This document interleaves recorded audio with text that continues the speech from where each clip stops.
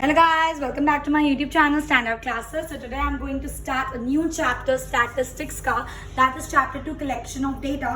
Chapter 1 की video already मैं upload कर चुकी हूँ एंड उसमें मैंने आपको पूरा बताया था कि इकोनॉमिक्स और स्टैटिस्टिक्स का क्या कनेक्शन और स्टैटिस्टिक्स क्यों ज़रूरी है।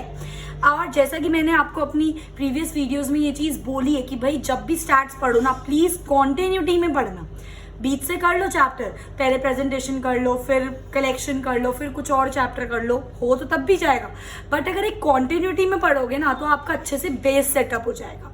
ठीक है, तो हमने चैप्टर 1 में पढ़ा था कि स्टैटिस्टिक्स क्या होता है। कोई लेमैन लैंग्वेज में कोई बच्चा बोले जिसने स्टैटिस्टिक्स नहीं पढ़ी, कलेक्शन ऑफ नंबर्स को हम स्टैट्स बोलते हैं। पर चैप्टर 1 पढ़ने के बाद आप और मैं ये चीज नहीं बोल सकते कि डेटा कलेक्ट करो और वो स्टैटिस्टिक्स है। नो, स्टैटिस्टिक्स की डेफिनेशन क्या थी? डेटा को अच्छे से कलेक्ट करना, फिर उसको ऑर्गेनाइज करना, फिर उसको प्रेजेंट करना, फिर उसको एनालाइज करना और फाइनली उसको इंटरप्रेट करना। जब तक आप डेटा से कंक्लूजन नहीं निकालते हो, उसको इंटरप्रेट नहीं करते हो, आपके लिए वो डेटा स्टैटिस्टिक्स नहीं माना जाएगा। तो अगर आपसे कोई भी पूछता है स्टैटिस्टिक्स क्या है, collection, organisation, presentation, analysis and interpretation of data is known as statistics. और ये जो मैंने आपको 5 नाम बताए, इन पे पूरे खुद के एक चैप्टर है। जैसे कि आप देख सकते हो, चैप्टर 2 क्या है आपका? Collection of data. चैप्टर 3 क्या है आपका? Organisation of data. Chapter 4 presentation of data. Chapter 5 analysis and interpretation शायद कंबाइन करके एक चैप्टर है आपका। आई मेरी बात समझ? इसलिए बोला था कॉन्टिन्यूटी में पढ़ना। अब हम इस चैप्टर में पूरा फोकस करेंगे कि आपको डेटा कलेक्ट करना है। तो आप डेटा कहाँ से कलेक्ट करोगे, किस टाइप का डेटा कलेक्ट करोगे, कैसे कलेक्ट करोगे, वो सारी चीजें आपको इस सारे क्वेश्चंस का आंसर मिलेगा चैप्टर 2 आपके कलेक्शन ऑफ डेटा में। So let's get started. सबसे पहला टॉपिक आता है हमारे इस चैप्टर में sources of collection of data, कि हम कहाँ से डेटा कलेक्ट करें, कैसा डेटा कलेक्ट करें, वो बात की बात है। पर पहला सवाल ये है कि जो आपको डेटा कलेक्ट करना है वो आप कहाँ से कलेक्ट करोगे। तो आपके पास 2 सोर्सेज है अपना डेटा कलेक्ट करने के लिए। पहला सोर्स है आपका प्राइमरी सोर्स और सेकंड सोर्स है आपका सेकेंडरी सोर्स। अब जो मैं चीजें बताने वाली हूँ एग्जाम के लिए तो इम्पोर्टेंट है ही, आगे हायर स्टडीज में जाओगे उसके लिए भी इक्वली इम्पोर्टेंट है। ठीक है, ओके। तो sources of collection of data में 2 सोर्सेज है, मैंने जैसा कि आपको बोला, प्राइमरी सोर्स और सेकेंडरी सोर्स। अभी क्या होता है, बहुत ध्यान से सुनना। Primary source means collection of data from its source of origin, मतलब डेटा जहां का है आप वहीं से कलेक्ट कर रहे हो। एक एग्जाम्पल देती हूँ, जैसे मेरी सोसाइटी में, फॉर एग्जाम्पल मेरे को मेरी सोसाइटी में चेक करना है कि लोगों की एवरेज इनकम लेवल कितनी है। अब वो डेटा मैं अपनी सोसाइटी में घर घर जाकर कलेक्ट कर रही हूँ। जिसकी इनकम है, फॉर एग्जाम्पल हाउस नंबर 1000 में मैं गई, मैंने वहां पे पूछा कि आपकी इनकम कितनी है, थोड़ी और डिटेलिंग ली। तो जहां से मुझे डेटा चाहिए मैं सीधा वहीं से जाके डेटा कलेक्ट कर रही हूं। उस सोर्स को बोलते हैं प्राइमरी सोर्स। आई मेरी बात समझ? अभी और आएगा समझ, at the end of the video तक रुक जाओ, पूरा माइंड में सेट हो जाएगा ये कॉन्सेप्ट आपके, मेरी गारंटी है। ठीक है, सेकेंडरी सोर्स कौन सा होता है? Collection of data from institution और from any agency where data already exist. जो आपको डेटा चाहिए वो ऑलरेडी किसी एजेंसी या इंस्टीट्यूट ने इकट्ठा कर रखा है। जैसा कि मैंने यहाँ पर आपको एग्जांपल दिया इनकम का, कि अगर मुझे सोसाइटी की इनकम, एवरेज इनकम जाननी है अपनी सोसाइटी की, एक तो है कि मैं खुद जाके हर घर में जाके उनसे उनकी इनकम पूछूं और उसका एवरेज निकालूं। तो वो क्या होगा? प्राइमरी सोर्स है, क्योंकि जहां से मुझे इंफॉर्मेशन चाहिए मैं बिल्कुल वहीं से जाकर ले रही हूँ। एक दूसरा रास्ता भी हो सकता है कि हो सकता है ये जो इनकम वाला डेटा ये ऑलरेडी किसी होता है ना, सोसाइटी कम्युनिटीज होती है, कम्युनिटी सेंटर वगैरह होते हैं, उन्होंने ऑलरेडी कलेक्ट कर रखा है।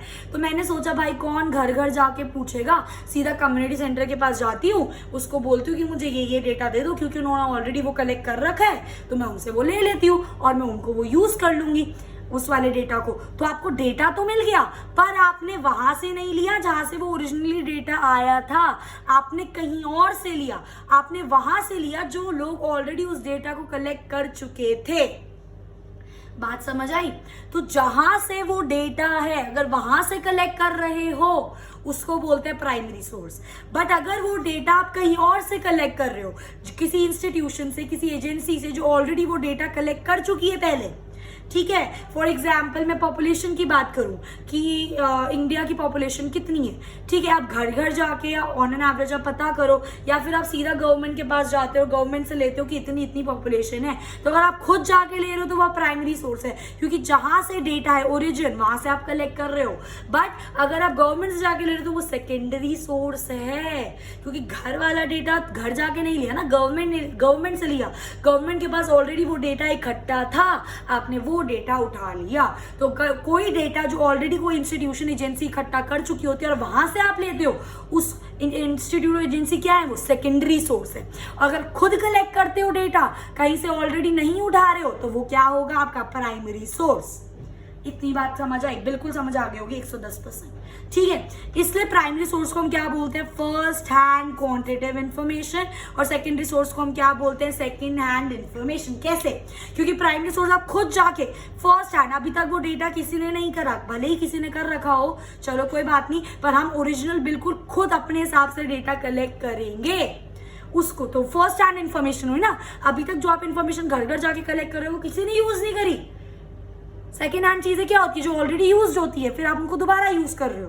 थर्ड हैंड, फिर उसको तीसरी बार यूज करा जा रहा है। पर ये फर्स्ट हैंड है, क्योंकि खुद जाके कलेक्ट कर रहे हो, ओरिजिनल डेटा है, जहां से कलेक्ट करना है ओरिजिन से, वहां से कलेक्ट कर रहे हो पहली बार। इससे पहले ये डेटा कभी कलेक्ट नहीं हुआ। कंफ्यूज मत होना, बच्चे सोचते हैं कि जैसे मैंने इनकम वाला एग्जांपल दिया कि ऑलरेडी कलेक्टेड है इंस्टीट्यूट में, और आप फिर से आप इनकम कलेक्ट करोगे तो वो सेकेंड हैंड माना जाएगा। नो, क्योंकि आप खुद उसे कलेक्ट कर रहे हो। बात को ये समझो, जो बंदा खुद कलेक्ट कर रहा है और खुद की स्टडी के लिए यूज कर रहा है वो डेटा, और वो डेटा जो उसने डेटा कलेक्ट करा है वो पहले कहीं पर यूज नहीं हुआ, तो उसके लिए फर्स्ट हैंड डेटा हुआ ना।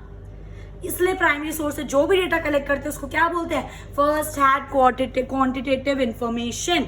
और सेकेंडरी सोर्स से जो आपका डेटा होता है वो सेकेंड हैंड क्यों होता है, क्योंकि आप कहां से डेटा उठा रहे हो, गवर्नमेंट से या किसी इंस्टीट्यूट से या किसी एजेंसी से। तो खुद सोचो, कॉमन सेंस, जब उन्होंने वो डेटा कहीं से कलेक्ट करा होगा तो उन्होंने पहले उसको यूज करा होगा अपनी स्टडी के लिए, उसके बाद वही डेटा आप उनसे ले रहे हो अपनी स्टडी के लिए, मतलब वो डेटा पहले यूज हो चुका है, अब आप उसको फिर से यूज कर रहे हो। भले ही उन्होंने किसी और पर्पस के लिए करा हो, आप किसी और पर्पस के लिए कर रहे हो, तो वो क्या माना जाएगा आपके लिए, सेकेंड हैंड डेटा, क्योंकि उस डेटा की स्टडी ऑलरेडी पहले हो चुकी है। आई होप गाइस ये चीज आपको बिल्कुल अच्छे से क्लियर है, समझ आ गई मेरी बात। 2 लाइन में अगर मैं सम अप करूँ ना, प्राइमरी सोर्स वो सोर्स होता है जहाँ पे आप ओरिजिन से डेटा कलेक्ट करते हो और वो फर्स्ट हैंड इन्फॉर्मेशन होती है। सेकेंडरी सोर्स वो सोर्स होता है जब हम कोई डेटा किसी इंस्टीट्यूट या किसी एजेंसी से लेते हैं, और क्योंकि वो डेटा ऑलरेडी स्टडी हो चुका होता है इसलिए वो हमारे लिए क्या माना जाएगा, सेकेंड हैंड डेटा माना जाएगा। सोर्सेस क्लियर हो गए, कहां से डेटा ले सकते हैं। अब किस टाइप का डेटा ले सकते हैं वो भी इससे रिलेटेड है, उसको भी बोलते हैं प्राइमरी एंड सेकेंडरी डेटा। अब आप खुद बता सकते हो प्राइमरी डेटा क्या होता है, सेकेंडरी डेटा क्या होता है, इस चीज से रिलेट करो। Primary data collected for the first time, जो डेटा पहली बार कलेक्ट कर रहे हो, मतलब वो डेटा पहले से कलेक्टेड नहीं था, वो डेटा पहले से स्टडीड नहीं था, तो जो डेटा पहली बार कलेक्ट कर रहे हो उसको हम क्या बोलते हैं, प्राइमरी डेटा। और ये जो आपका डेटा होता है ये आप सोर्स ऑफ ओरिजिन, अभी बताया ना प्राइमरी सोर्स, बिल्कुल ओरिजिनल जगह से कलेक्ट करते हो, इसलिए इसको क्या बोला जाता है, ओरिजिनल डेटा। अब ये बिल्कुल समझ आ रहा होगा, ठीक है। और सेकेंडरी डेटा क्या होता है, वो डेटा जो हम किसी ऐसे सोर्स से कलेक्ट करते हैं जहां पे डेटा पहले से है, जैसे कोई इंस्टीट्यूशन, कोई एजेंसी, गवर्नमेंट, ये हमारे सोर्स है। अब इनसे जो हमने डेटा कलेक्ट करा है वो हमारे लिए सेकेंडरी डेटा है, क्योंकि इन लोगों के पास वो डेटा पहले से था, हम लोगों ने डेटा जाके इकट्ठा नहीं करा, ऑलरेडी डेटा इकट्ठा था हमारे लिए, हमने बस उसको उठाया और यूज करा, तो हमारे लिए क्या माना जाएगा, सेकेंडरी डेटा। और उसको आप सेकेंड हैंड डेटा भी बोल सकते हो। आई होप गाइस ये चीज आपको क्लियर है कि सोर्स और डेटा ऑलमोस्ट थोड़ा थोड़ा सेम है, बस सोर्स में ही हो जाता है कि आप कहाँ से ले रहे हो, और डेटा हो जाता है कि किस टाइप का डेटा, बात सेम है। ओरिजिन से ले रहे हैं, ओरिजिनल डेटा है, ये भी ओरिजिनल डेटा है, फर्स्ट हैंड क्वांटिटेटिव है, फर्स्ट हैंड है, ये सेकेंड हैंड है, ये भी सेकेंड हैंड है, एक ही बात है, बस ये सोर्स है कहाँ से ले रहे हो, जहां से ले रहे हो, क्या ले रहे हो, डेटा ले रहे हो ना, तो उस डेटा की हम यहाँ पे बात कर रहे हैं। बात समझ आई, ठीक है। इसके बाद आता है आपका difference between primary and secondary data की डिफरेंस क्या है। इतना पढ़ने के बाद बिना ये देखे इतना तो हम आराम से बता सकते हैं कि प्राइमरी डेटा हमारा ओरिजिनल डेटा होता है और सेकेंडरी डेटा हमारा ओरिजिनल डेटा नहीं होता। ओरिजिनल कैसे? क्योंकि हमें खुद जाके कलेक्ट कर रहे हैं, अभी तक यूज नहीं हुआ है, ये डेटा ऑलरेडी यूज हो चुका है, इसलिए ओरिजिनल डेटा होता है और this is not the original data.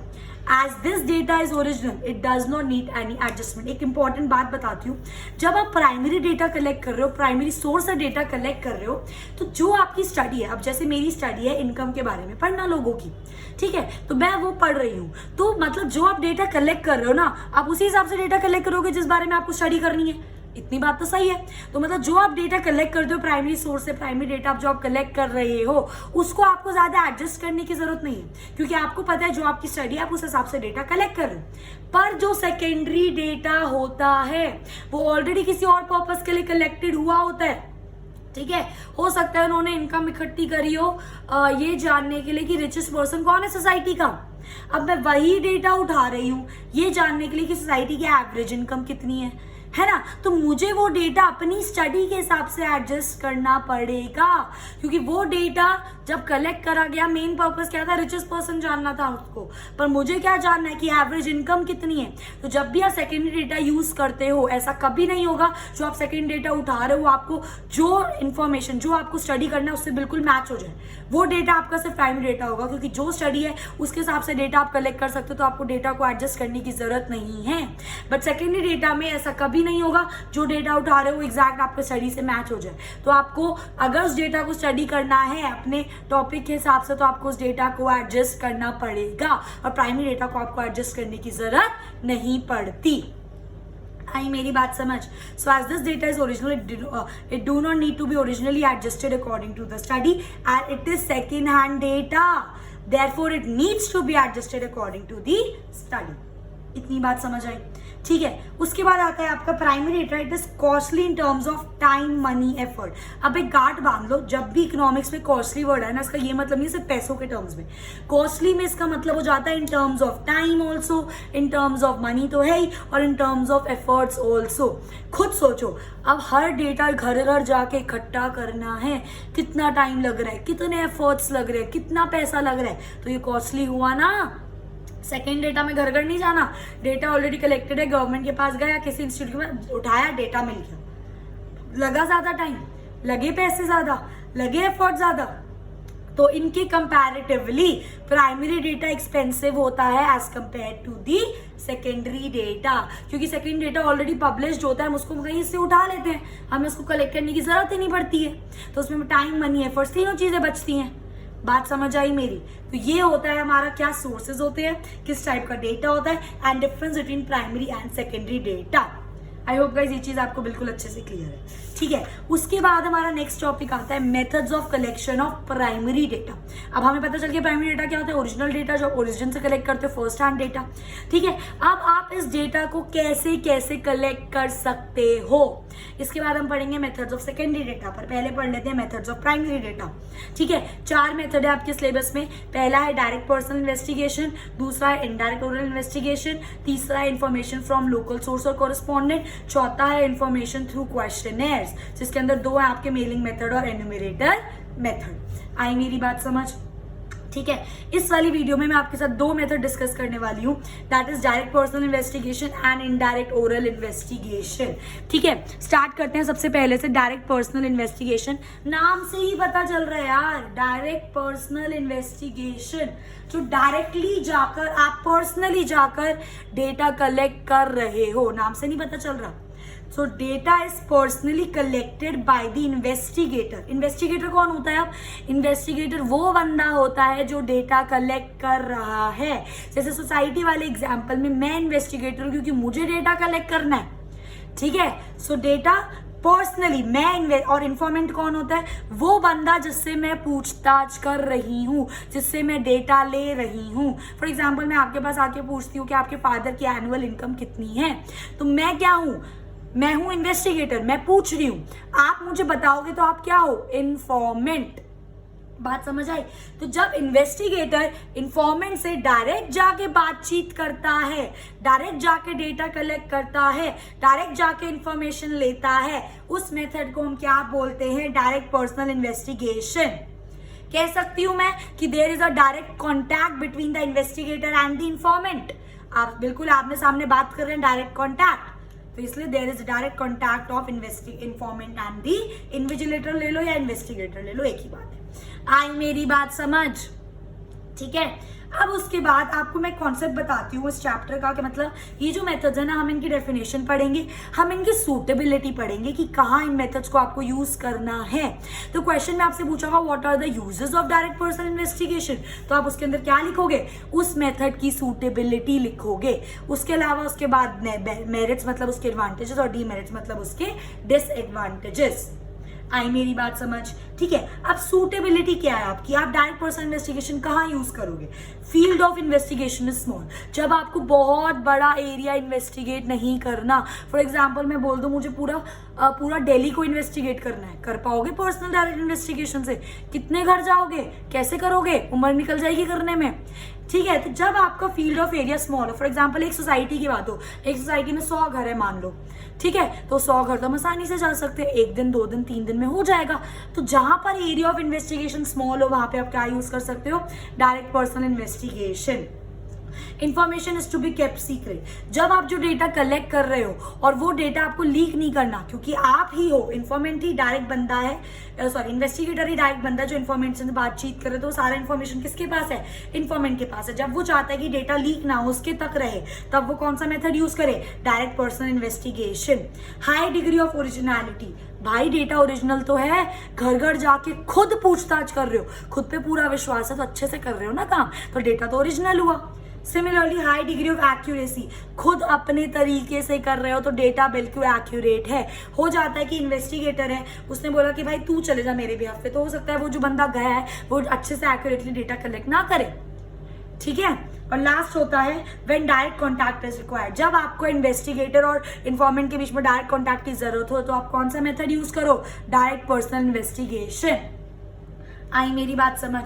इसके बाद आता है इसके फायदे, इसके मेरिट्स। ओरिजिनलिटी, डेटा ओरिजिनल होगा, खुद कलेक्ट कर रहे हो, एक्यूरेट भी होगा क्योंकि खुद कलेक्ट कर रहे हो, रिलायबल भी होगा। मतलब क्या होता है इन वर्ड्स का? ओरिजिनल मतलब जहां से डेटा है वहां से कलेक्ट करना, एक्यूरेट मतलब प्रॉपर तरीके से कलेक्ट करना, रिलायबिलिटी का मतलब कि जो डेटा आप कलेक्ट कर रहे हो उस पर आप भरोसा कर सकते हो, क्योंकि आप खुद ही डेटा कलेक्ट कर रहे हो तो डेटा ओरिजिनल भी है आपके लिए, डेटा एक्यूरेट भी है क्योंकि खुद कलेक्ट कर रहे हो, डेटा रिलायबल भी है, खुद पे तो विश्वास है ना। ठीक है। रिलेटेड इन्फॉर्मेशन क्या होता है? जब बंदा डायरेक्ट कॉन्टैक्ट में होता है, इन्फॉर्मेशन ले रहा होता है, तो आसपास की छोटी मोटी जो रिलेटेड इन्फॉर्मेशन होती है वो भी मिल जाती है। इलास्टिक कैसे? हो सकता है कि जो इन्फॉर्मेंट है वो कुछ बातें मुझे ढंग से नहीं बता रहा, तो मैं क्योंकि उससे डायरेक्ट पूछताछ कर रही हूँ, तो मैं क्वेश्चन को थोड़ा इधर से उधर से तोड़ मड़ोड़ कर उससे पूछ सकती हूँ उसके कंफर्टेबल लेवल के हिसाब से, जिससे मुझे उसका आंसर मिल जाए। एंड लास्ट इसका फायदा होता है यूनिफॉर्मिटी। ठीक है। एक सेट ऑफ क्वेश्चंस मैं बना के गई हूँ, अब अगर 4 जने उसी क्वेश्चन को पूछेंगे, अलग अलग 4 जने फॉर एग्जांपल अलग अलग 4 जनों से पूछ रहे हैं, तो हो सकता है कोई क्वेश्चन किसी तरीके से पूछे, कोई क्वेश्चन किसी तरीके से पूछे, कोई क्वेश्चन किसी तरीके से पूछे, पर यहाँ पर एक ही बंदा इन्फॉर्मेंट ही पूछ रहा है, सॉरी इन्वेस्टिगेटर ही पूछ रहा है इन्फॉर्मेंट से, तो यूनिफॉर्मिटी मेंटेन्ड है, एक बंदा एक ही टाइप से वो क्वेश्चन हर जने से पूछेगा। इतनी बात समझ आ रही है? तो ये होगा इसके फायदे। बच्चों को ना याद नहीं रहता, इतने सारे डीमेरिट्स हो गए, इतने सारे मेरिट्स हो गए, भाई अब हम कैसे करें, तो प्रॉब्लम क्रिएट हो जाती है। तो बट आपको टेंशन लेने की जरूरत नहीं है, जब आपको मतलब समझ आ गया ना, ये 3-4 चीजें याद रखना, एक्यूरेसी हो गया, रिलायबिलिटी हो गया, बायसनेस हो गया, ये 3-4 वर्ड्स हैं जिनके बेस पे आप अपने मेरिट्स और डीमेरिट्स लिख सकते हो। ठीक है। और जरूरी नहीं है आपको 6-6 लिखने हैं, 3-3, 4-4 भी लिख दो, हो जाएगा। ठीक है। उसके बाद आता है इसका डीमेरिट्स, इसके disadvantages, that is difficult to cover wide area, जो बहुत ज्यादा बड़ा एरिया हो उसमें आप इसको यूज नहीं कर सकते, पहला डिसएडवांटेज। दूसरा पर्सनल बायस, जो आपका पर्सनल बायस का मतलब होता है पार्शियलिटी। ठीक है। हो सकता है मैं इन्वेस्टिगेटर हूँ, मैं अपनी फैमिली से पूछताछ बहुत आराम से कर रही हूँ और बाहर वालों से बहुत स्ट्रिक्टली पूछताछ कर रही हूँ, तो मैं क्या कर रही हूँ? पार्शियलिटी कर रही हूँ ना, तो दैट इज पर्सनल बायस। और ये मेथड बिल्कुल कॉस्टली है, घर घर जाके टाइम, एफर्ट, मनी सब कुछ लग रहा है, और लिमिटेड कवरेज है इसके, आप छोटे एरिया को ही इसमें कवर कर सकते हो। आई मेरी बात समझ? तो ये था डायरेक्ट पर्सनल इन्वेस्टिगेशन क्या होता है, कहाँ कहाँ इसको यूज करा जा सकता है, क्या क्या इसके फायदे और क्या क्या इसकी डिसएडवांटेजेस है। उसी तरीके से आपका सेकंड मेथड आता है अब इनडायरेक्ट ओरल इन्वेस्टिगेशन। नाम से पता चल रहा है कि जो इन्वेस्टिगेटर और जो इन्फॉर्मेंट है वो डायरेक्टली कॉन्टैक्ट में तो नहीं है, क्योंकि इनडायरेक्ट है और ओरल ही इन्वेस्टिगेशन हो रही है। तो इसका मतलब क्या होता है, जब information is obtain not from the person regarding whom information is needed. For example, मैं इन्वेस्टिगेटर हूं और मुझे आपके बारे में इंफॉर्मेशन चाहिए, पर मैं आपके बारे में इंफॉर्मेशन आपसे नहीं, आपके मम्मी पापा से ले रही हूं। तो वो होता है इनडायरेक्ट ओरल इन्वेस्टिगेशन। मतलब जिस बंदे के बारे में आपको इन्फॉर्मेशन चाहिए, आप उससे तो इन्फॉर्मेशन नहीं ले रहे हो, आप उससे कोई रिलेटेड पर्सन है उससे इन्फॉर्मेशन ले रहे हो उस बंदे के बारे में। उस मेथड में आएगा इनडायरेक्ट ओरल इन्वेस्टिगेशन। जो भी, अब जैसे आपके बारे में इंफॉर्मेशन, तो मैं ये नहीं कि किसी बाहर वाले से पूछने लग जाऊंगी, मैं आपसे ही कोई रिलेटेड बंदे से पूछूंगी जिससे मुझे लगता है कि हाँ भाई आपके पेरेंट्स को आपके बारे में पता होगा। आई मेरी बात समझ? So it is collected from some other related person, जिसको हमें लगता है, इन्वेस्टिगेटर को लगता है कि इसके बारे में, इसके पास इस बंदे के बारे में इंफॉर्मेशन होगी। इतनी बात समझ आई? सूटेबिलिटी क्या है इसकी? लार्ज एरिया पॉसिबल है, क्योंकि आपको कंसर्न बंदे से नहीं पूछना, इधर उधर गए आसपास के लोगों से पूछताछ करी, थोड़ी थोड़ी और हो जाएगा। तो कंपेयर, ये जो लास्ट एरिया, लार्ज फील्ड है ना, ये मत समझना कि इसमें भी आप बहुत लार्ज फील्ड कर सकते हो, नहीं। इसके कंपैरिजन में मैं बात कर रही हूँ, डायरेक्ट पर्सनल इन्वेस्टिगेशन के कंपैरिजन में तो लार्ज एरिया इसमें पॉसिबल है ना, ठीक है। डायरेक्ट कॉन्टैक्ट इसमें पॉसिबल नहीं है, ऑब्वियसली क्योंकि हम रिलेटेड पर्सन से इन्फॉर्मेशन ले रहे हैं। When concern informants are not capable of giving the information due to ignorance और इलिटरेसी, जिस बंदे के बारे में आपको इन्फॉर्मेशन लेनी है या वो बंदा इलिटरेट है या वो आपको जंग से जवाब नहीं दे रहा है, उस केस में आप उसके रिलेटेड बंदे से इन्फॉर्मेशन लोगे। तो ये कौन सा मेथड हो गया? Indirect oral investigation. आई मेरी बात समझ? उसके बाद आता है आपका investigation is so complex in nature that only experts can give information. जिस बंदे से भी आप पूछोगे, रिलेटेड बंदे से, वो कोई एक्सपर्ट होना चाहिए, एक्सपर्ट एज एन उसके पास इंफॉर्मेशन होनी चाहिए, क्योंकि जो हम पूछताछ करते हैं वो थोड़ी कॉम्प्लेक्स होती है, आप ऐसी किसी बंदे से नहीं पूछ सकते हो। आई मेरी बात समझ? उसके बाद इसके फायदे क्या होते हैं? Wide coverage in comparison to direct personal investigation, less expensive in comparison to direct personal investigation. होता ये भी महंगा है, पर डीपीआई डायरेक्ट पर्सनल इन्वेस्टिगेशन के कंपैरेटिवली लेस, थोड़ा सस्ता होता है, ठीक है। इसमें कोई बायसनेस नहीं होती इन्वेस्टिगेटर की, कोई पर्सनल उसका वो नहीं है, पार्शल नहीं है, पूछा कुछ क्वेश्चन है सबसे सेम पूछे, काम खत्म। और ये सिंपल होता है as compare to direct personal investigation. इसके डीमेरिट्स, लेस एक्यूरेट। क्यों? क्योंकि जिस बंदे के बारे में इंफॉर्मेशन चाहिए उससे नहीं ले रहे हो, उससे किसी रिलेटेड पर्सन से ले रहे हो, इसलिए लेस एक्यूरेट इन्फॉर्मेशन होती है। बायस्ड हो सकता है क्योंकि आप रिलेटेड बंदे से ले रहे हो। फॉर एग्जाम्पल, मेरी बहन के बारे में मैं इंफॉर्मेशन दे रही हूँ, तो हो सकता है मैं गलत इंफॉर्मेशन बता दूं, तो मैं बायस्ड हो गई ना। यहाँ पे जो बायस्ड है वो इन्वेस्टिगेटर है और यहाँ पे जो बायस्ड है वो इन्फॉर्मेंट है। बात समझी मेरे? अलग अलग है। यहाँ पे इन्विजिलेटर आपका बायस पार्शियल नहीं है, तो उसका फायदा हुआ। यहाँ पे जो इन्फॉर्मेंट आपको रिलेटेड बंदा इन्फॉर्मेशन दे रहा है वो बायस्ड हो सकता है, तो उसका डीमेरिट हुआ। और डाउटफुल कंक्लूजन्स भी हो सकते हैं, क्या पता जिस बंदे से आप इन्फॉर्मेशन ले रहे हो, जिस बंदे के बारे में उसने इन्फॉर्मेशन सही नहीं दी हो, तो जो भी आपका कंक्लूजन आएगा भाई उस पर रिलायबल, उस पर भरोसा करे या ना करे, तो वो उसका क्या हो गया? Again demerit. तो इन दोनों बेसिस पे हम इन दोनों का डिफरेंस बता सकते हैं। DPI is direct personal investigation, IOI is indirect oral investigation. इन दोनों में क्या फर्क है? सबसे पहला, इसमें डायरेक्ट कॉन्टैक्ट होता है, इसमें डायरेक्ट कॉन्टैक्ट नहीं होता। अब आप ये मत सोचना कि इनडायरेक्ट ओरल इन्वेस्टिगेशन में डायरेक्ट पूछताछ हो रही है, भाई डायरेक्ट उस बंदे से नहीं हो रही है जिसके बारे में इंफॉर्मेशन चाहिए। डायरेक्ट में, डायरेक्ट पर्सनल इन्वेस्टिगेशन में उसी बंदे से डायरेक्ट बातचीत हो रही है जिसके बारे में इंफॉर्मेशन चाहिए, ठीक है। फील्ड ऑफ इन्वेस्टिगेशन इसमें स्मॉल होता है, इसमें लार्ज होता है। इतना भी लार्ज नहीं होता, but as compare to DPI इसका फील्ड ऑफ इन्वेस्टिगेशन लार्ज हो सकता है। ये कॉस्टली है, ये लेस कॉस्टली है। इतना भी कम कॉस्टली नहीं होता, but as compare to DPI ये लेस कॉस्टली होता है। आई मेरी बात समझ? मैं बहुत ज़्यादा श्योर हूँ कि ये चीज़ आपको बिल्कुल अच्छे से क्लियर हो गई होगी। Okay guys, so in this video मैंने आपके साथ 2 मेथड डिस्कस करे जहाँ से आप अपना प्राइमरी डेटा कलेक्ट कर सकते हो। In my next video I will be continuing with the methods from where we can collect the primary data. So if you like my video, please do like, share and subscribe. Help me to reach to maximum students I can. And thanks for watching. Stay tuned with Standout Classes for more latest videos. Hit the bell icon for notifications.